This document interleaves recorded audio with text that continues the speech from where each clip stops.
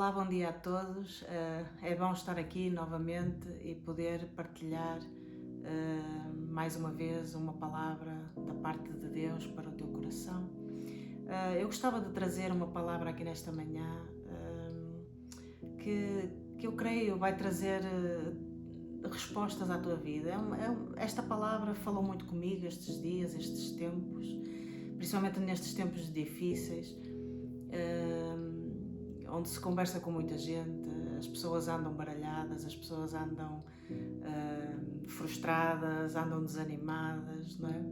E uma das coisas que mais ouvimos quando conversamos com algumas pessoas é palavras como a maldade no mundo está a aumentar, eu não sei onde é que isto vai parar, isto está cada vez pior, há muita maldade, não sei onde é que está Deus nisto tudo. Então eu creio que esta palavra vai vir falar ao teu coração, vai-te trazer respostas.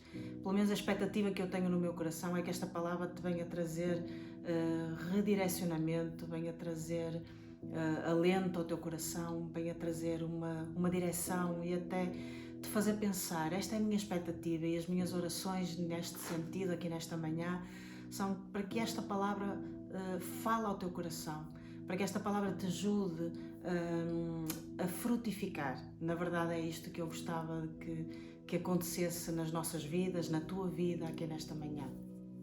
Eu trago para refletir uma palavra de Deus que está lá em Mateus, no capítulo 13. Eu vou trazer a leitura de uma parábola muito conhecida de Jesus, e o que é que ele nos quer ensinar através desta parábola.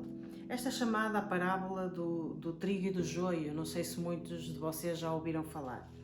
E diz assim lá no verso 24: Outra parábola lhes propôs, dizendo: O reino dos céus é semelhante a um homem que semeou boa semente no seu campo. Mas enquanto os homens dormiam, veio o inimigo dele, semeou o joio no meio do trigo e retirou-se. E quando a erva cresceu e produziu fruto, apareceu também o joio. Então, vindo os servos do dono da casa, lhe disseram: Senhor, não semeastes boa semente no campo? De onde vem, pois, este joio? Ele, porém, lhes respondeu: Um inimigo o fez. Mas os servos lhe perguntaram: Queres que vamos e arranquemos o joio? Não, replicou ele, para que ao separar o joio não arranqueis também com ele o trigo. Deixai-os crescer juntos até à grande colheita. E no tempo da colheita direi aos ceifeiros: Ajuntai primeiro o joio, atai-o nos feixes para ser queimado, mas o trigo recolhei-o no meu celeiro. Até aqui. Esta parábola, na verdade, quando nós lemos o resto do capítulo 13, não é preciso um grande teólogo para escrutinar o que lá está inserido, porque o próprio Senhor Jesus, depois mais à frente, e entre os versos 36 e 40, ele vai explicar aos discípulos o que esta parábola na verdade significa. Aliás, um parênteses, eu gostava de só partilhar contigo uma curiosidade acerca desta forma de ensinar que Jesus tinha sobre parábolas. É uma forma muito interessante. Ele usava histórias, algumas da realidade do povo naquela altura, outras vezes histórias que ele próprio inventava, e ele sempre começava as parábolas dizendo: o reino dos céus é semelhante a... E então ele trazia coisas do cotidiano, coisas que as pessoas conheciam, para que elas entendessem melhor as mensagens que ele queria transmitir ao coração daquele povo. Mas havia uma curiosidade: vocês sabiam que nem todos, ou a maioria, não entendia as parábolas que o Senhor ensinava? Só os discípulos é que entendiam essas parábolas. E sabem porquê? E a resposta está lá quando ele explica acerca desta parábola, no verso 36. Só os discípulos entendiam, porque só os discípulos tinham o desejo, só os discípulos tinham a curiosidade, só os discípulos tinham o anseio de chegar à beira de Jesus e dizer, como está lá no verso aliás, sim, o verso 36, onde ele explica a parábola, e ele diz: então, despedindo as multidões, foi Jesus para casa, e chegando-se a ele os seus discípulos disseram: explica-nos a parábola do trigo e do joio. Então, só os discípulos entendiam, porque só eles tinham esta curiosidade, só eles tinham esta ousadia de se aproximar de Jesus e dizer: explica-nos, nós queremos perceber, nós queremos entender. Então, também o desejo aqui no meu coração é que esta explicação acerca desta parábola e destes princípios contidos aqui nesta parábola possa fazer crescer o desejo de conhecer mais a Jesus, de te aproximar de Jesus, como os discípulos faziam naquela altura. Mas, como eu estava a dizer, esta parábola não tem grande explicação, porque aqui o próprio Senhor Jesus explica e ele diz: o que é o campo? O campo é o mundo. Embora muitos acham que o campo que é a igreja, mas não, o campo é o mundo, é toda a humanidade. Quem é o semeador? O semeador é o próprio Senhor Jesus, que semeia a boa palavra, que semeia o Evangelho, que semeia a vontade de Deus para todo o mundo, para todas as pessoas. Quem é a boa semente? A boa semente são os filhos de Deus, são os filhos do reino, são aqueles como os discípulos que se aproximam dele e querem ser seguidos por ele e querem ser dirigidos por ele. Quem é o joio? O joio é o filho do maligno. O joio são aqueles que ouvem a mensagem, que ouvem as palavras de Jesus, mas não as aceitam. Não querem seguir as suas vidas, querem seguir segundo as paixões dos seus corações. E quem é o inimigo? Porque diz a parábola que há um inimigo que vai e semeia o joio. Quem é o inimigo? Ele próprio diz: o inimigo é o diabo, que desde lá do início da criação semeou a discórdia, semeou o pecado, semeou o maligno na humanidade. E por isso é que nesta terra, neste grande campo, está a crescer o trigo e o joio, os filhos de Deus e os filhos do maligno. Agora, esta história contém dois grandes princípios que falaram muito ao meu coração e eu gostava de transmitir aqui nesta manhã. O primeiro grande princípio é o seguinte, e eu gostava de me focar mais nos dois últimos versículos, principalmente o verso 29, onde os trabalhadores, quando deram conta que o joio estava a crescer no meio do trigo, eles disseram ao Senhor: Senhor, mas tu não semeaste boa semente? Como é que está a crescer joio no meio do trigo? Esta pergunta dos trabalhadores faz-nos pensar muitas vezes a mesma pergunta que nós muitas vezes fazemos e muitas pessoas fazem quando veem o estado em que está a humanidade, quando veem o estado em que estão as pessoas, os corações. Senhor, às vezes nós fazemos esta mesma pergunta e dizemos assim: mas onde é que está Deus? Se Deus é bom, se Deus ama a todos, se Deus ama o mundo, porque é que o mundo está como está? Não é? Faz-nos lembrar um bocadinho a mesma pergunta que os ceifeiros fizeram, como que a questionar: então, se é boa semente, como é que aparece o joio aqui no meio? Como é que há o maligno aqui no meio? Como é que há tanta maldade aqui no meio? E ele explica o porquê, não é? Aqui nesta parábola. E logo a primeira reação dos trabalhadores é: então vamos arrancar o joio? Vamos já arrancar o joio. E ele diz: não, é melhor não arrancar o joio, porque não vá que ao arrancar o joio arranqueis também o trigo junto. E isto traz um primeiro grande princípio e pensamento para a nossa vida neste tempo. É importante que o trigo e o joio cresçam juntos, e é isto que ele diz: deixai-os crescer juntos. Eu não sei se vocês já alguma vez viram uma espiga de trigo e uma espiga de joio. Elas, quando estão a brotar, elas são muito parecidas, não dá para perceber a diferença. Só quando elas crescem, só quando elas já estão mesmo perto da colheita, é que se consegue perceber algumas diferenças. Mas assim, aparentemente, como elas também estão misturadas, estão mescladas, não dá para entender a diferença. E isto é uma das coisas pelas quais o Senhor disse, é para crescerem juntos, porque aparentemente não dá para ver a diferença.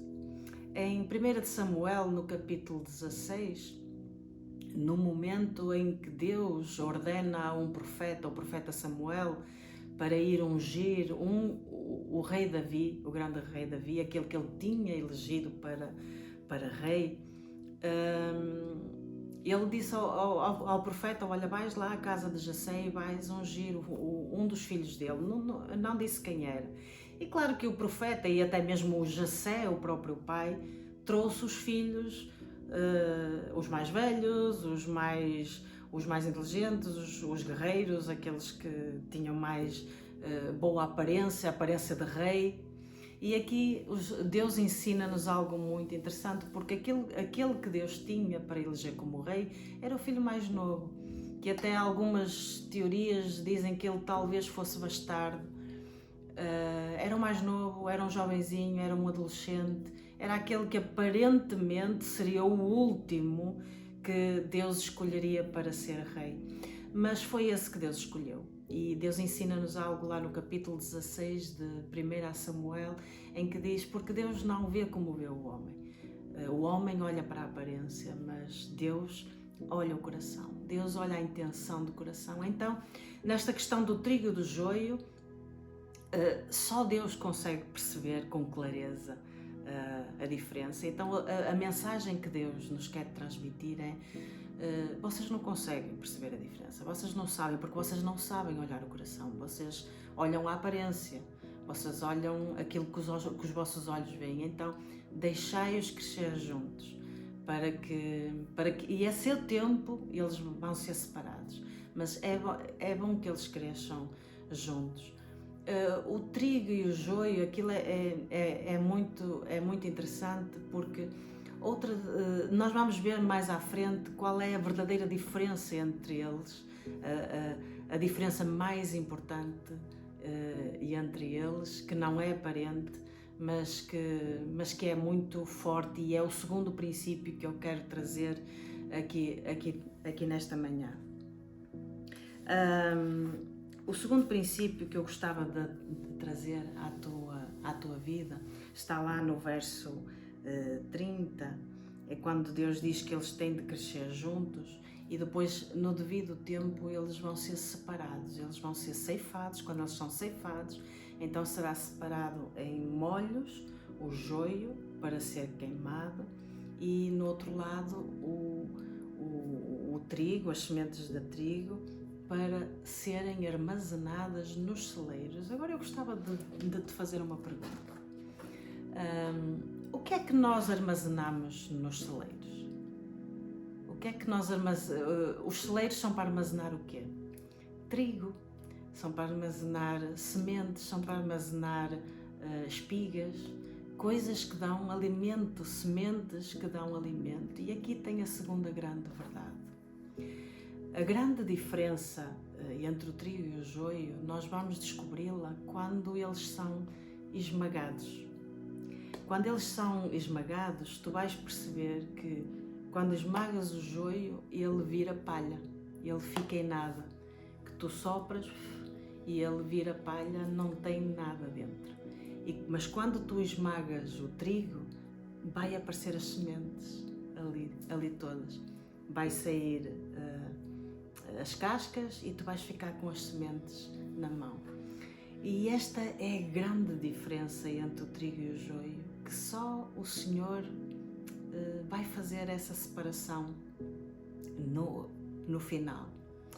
Então eu queria te dizer aqui nesta manhã, não nos vamos distrair atrás do inimigo, não nos vamos distrair com o joio que nos faz mal ou com quem nos faz mal, porque olha, sabes, o joio também tem um propósito, e ele foi semeado aqui nesta terra para te distrair, para te tirar a energia, para te tirar a paz, para te tirar até mesmo o foco daquilo que realmente tu tens que fazer aqui nesta terra, o propósito de vida. Esse foi o objetivo. A palavra de Deus diz que O ladrão vem senão para matar, roubar e destruir a nossa vida. E é isso que ele faz. Então o joio é colocado para nos distrair daquilo que realmente importa. Então, pegando no trigo e no joio, e quando um é esmagado não tem nada e o outro tem semente, tem fruto. O trigo tem fruto. Então, em vez de nos distrairmos, como a grande maioria da humanidade está distraída, a pensar em quem lhe faz mal, naquele no inimigo que vem para perturbar, aqueles que vêm para destabilizar a paz. Olhem, eu nos últimos tempos eu tenho tido contacto com várias pessoas por causa do trabalho que eu tenho, é venda ao público, e eu estou em contacto com muita gente. E nos últimos tempos eu tenho tido contacto com uma pessoa que, à luz de muitas outras, eu sei que esta é uma história no meio de muitas outras, que perdeu o emprego e está desesperada, não é? Está desesperada na tentativa de tentar arranjar formas de poder pagar renda, de poder ter o seu alimento, de poder viver, não é? Porque ficou sem o seu sustento. E de alguma forma eu tenho acompanhado esta mulher, esta senhora, e tentado de alguma forma ajudá-la, tanto com alimentos como também ajudando a passá-la alguns conselhos para que ela possa focar um bocadinho a sua vida. Mas ela está muito distraída, e como a grande maioria das pessoas, quando está em desespero, quando está neste desespero, culpa tudo e todos. Culpa a senhoria porque exige que lhe pague a renda, culpa o patrão porque não lhe pagou o que devia ter pago, culpa o governo por causa do estado em que está a nação e que não lhe paga os subsídios e não sei o quê, culpa os correios porque deveria trazer-lhe o cheque a tempo e os cheques dos subsídios que ela tem que receber estão atrasados. Culpa meio mundo, está preocupada com aquilo de mal que lhes fazem, que lhe fazem. E sabem, isto faz-me pensar em muitas outras pessoas que vivem nesta situação. Pessoas que hoje em dia vivem com ansiedades, vivem doentes até, com depressão, com ansiedade, com stress, e até que depois dão origem a outro tipo de doenças psicossomáticas, porque depois acabam por ficar doentes mesmo por causa destas situações todas de depressão e de stress. Mas uma das coisas que eu percebo é que o que faz adoecer estas pessoas não é tanto as pressões da vida, não é as dificuldades, porque nós vemos outras pessoas que às vezes passam por essas mesmas dificuldades ou até maiores e conseguem lidar bem com elas, não andam doentes, andam pressionadas, mas não andam doentes. Mas o que faz adoecer a maior parte dessas pessoas é elas não saberem lidar emocionalmente com as pressões, saberem lidar emocionalmente com a maldade, com o joio que está no meio do trigo. E depois acabam por se distrair. Então, uma mensagem que eu te queria deixar aqui nesta manhã é: este é um tempo de frutificar. Se tu és trigo, então é tempo de te focares em frutificar, em dar fruto, e fruto que permanece. Não te distraias atrás do inimigo, daquilo que te fazem ou deixam de fazer. Não te distraias com isso. Foca em frutificar, em dar fruto, e fruto que permanece. Aqui eu também gostava de trazer aqui nesta manhã uma das grandes diferenças entre fruto e resultados. Fruto não tem a ver com resultados, porque nós vemos muita gente que é próspera, que tem dinheiro, que tem uma vida boa, mas que não tem fruto permanente na sua vida. E vemos pessoas que não são assim tão prósperas, que não têm assim uma vida tão boa, têm uma vida até humilde, mas que têm um fruto, e um fruto que permanece, um fruto abundante, porque têm algo fundamental, que é a boa semente. tenham a boa semente, tenham a semente do Evangelho no seu coração. E olha, quando eu digo que fruto não é resultado é aquilo que tu fazes, conquistas aqui nesta vida para alcançares determinadas coisas e tu até com esforço e com trabalho tu consegues, mas deixa-me dizer-te, resultados são para que tu vivas bem aqui nesta terra. O fruto tem a ver com a permanência no céu. O fruto tem a ver com o capítulo 30, ou melhor, o versículo 30 deste capítulo 3, em que fala que no fim, quando houver a grande colheita, quem tem fruto vai para os celeiros do céu e quem não tem fruto vai ser atado em molhos e vai ser levado para o fogo, vai ser queimado como palha. E esta é a grande diferença do trigo e do joio. Meu querido, eu queria te deixar aqui nesta manhã esta mensagem. Não te distraias. Não te distraias com as dificuldades da vida. Não te distraias com aquilo que te fazem ou deixam de fazer. Não te distraias com o joio que está à tua volta. Foca-te em frutificar. Eu gostava aqui nesta manhã terminar fazendo uma oração pela tua vida. A boa semente ela foi lançada aqui nesta terra para todos. O semeador ele lançou a boa semente para todos. Então eu gostava de orar pela tua vida, que tu possas estar a receber aqui nesta manhã esta boa semente, a semente que só Jesus pode fazer brotar no teu coração e que ela possa frutificar, que tu dês muito fruto. Amém? Pai, eu quero te agradecer por esta manhã, quero te agradecer pelo teu Espírito presente aqui nesta manhã, quero te agradecer por esta pessoa que está a ouvir esta mensagem aqui nesta manhã e quero te pedir que tu possas ajudá-la, Deus.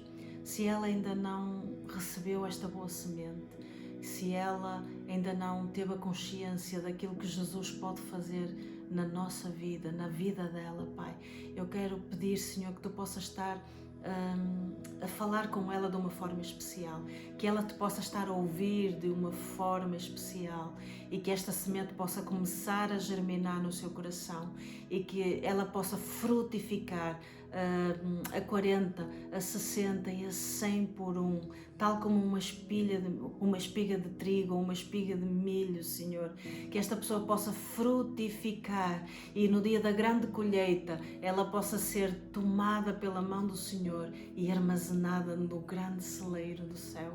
Pai, é isto que eu te peço. Deus, ajuda, fortalece, Senhor, fortalece aquele que está esgotado, fortalece aquele que está cansado, ó Pai, aqui nesta manhã. Ajuda, ó Senhor, a lembrar aqueles que já te conhecem, aqueles que já têm a boa semente, mas que estão esgotados, estão cansados pelas lutas da vida, Senhor, que nesta manhã eles possam pensar que são trigo, ó Deus, que são trigo e estão a ser guardados pelo grande semeador, ó Pai, que eles possam receber aqui nesta manhã esta palavra e tomar uma decisão de frutificar em abundância, ó Deus. Isto é que eu peço para esta pessoa que nos está a ouvir, para este irmão, para esta irmã que nos está a ouvir, que possa frutificar em abundância, em nome de Jesus. Amém. Que Deus te abençoe.